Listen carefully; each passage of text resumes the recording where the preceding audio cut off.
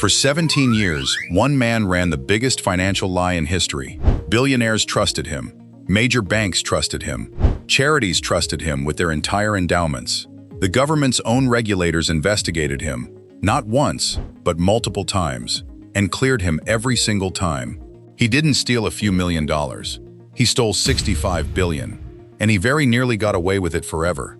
This is the story of Bernie Madoff, the most trusted man on Wall Street, and the fraud nobody could see because nobody wanted to. Bernie Madoff didn't start out as a villain in anyone's eyes. Quite the opposite.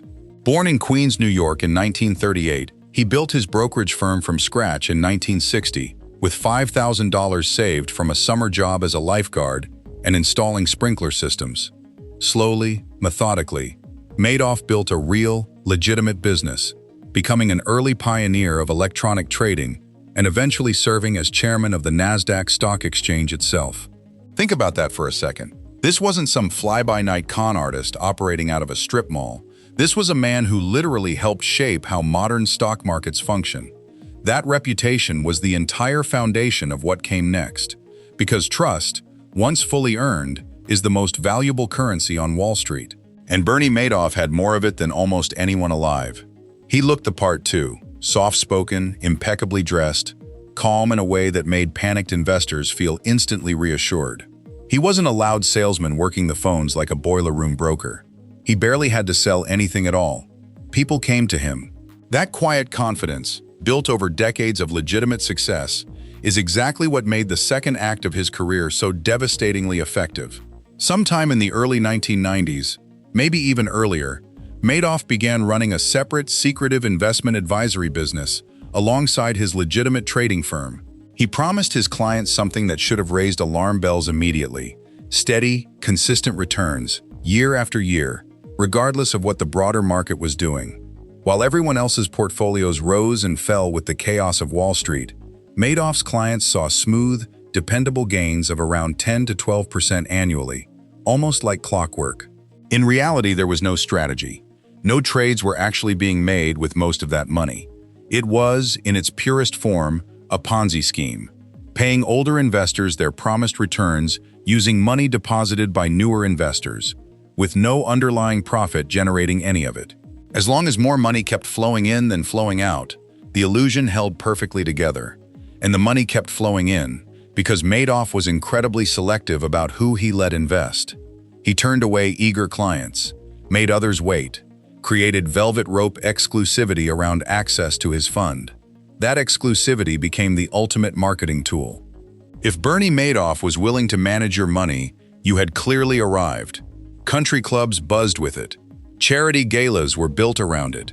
Some of the wealthiest families in America, along with major banks and international funds, poured billions into his firm, desperate simply to be allowed in.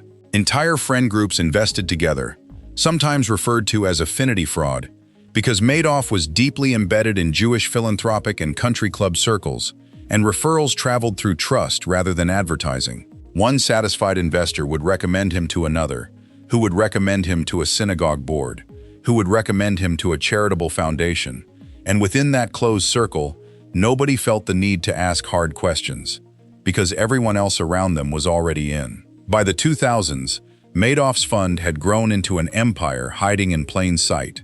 His firm occupied several floors of a prestigious Manhattan office tower, the famous Lipstick Building, with the legitimate trading business on one floor and the secretive advisory fund quietly operating on another, walled off from nearly everyone, including most of his own employees. Clients received monthly statements showing steady growth, trade confirmations, all the paperwork you'd expect from a real, functioning fund. Except almost none of it reflected actual trades. Investigators would later discover that Madoff's team was essentially manufacturing paperwork, backdating trade confirmations to match whatever return numbers Madoff had already decided to report. Here's the part that should genuinely disturb you. This wasn't some hidden operation nobody ever questioned. A financial analyst named Harry Markopoulos became suspicious of Madoff's returns as early as 1999, ran the numbers, and concluded mathematically that what Madoff claimed to be doing was essentially impossible. Markopolos submitted detailed reports to the Securities and Exchange Commission multiple times over nearly a decade, laying out exactly how the fraud likely worked. Each time, the SEC investigated superficially and moved on, seemingly unable or unwilling to believe that a man as respected as Bernie Madoff, a former NASDAQ chairman, could be running the largest fraud in financial history right under their noses. For years, the machine kept running. Peak success in Madoff's case wasn't a yacht or a mansion, though he had those too.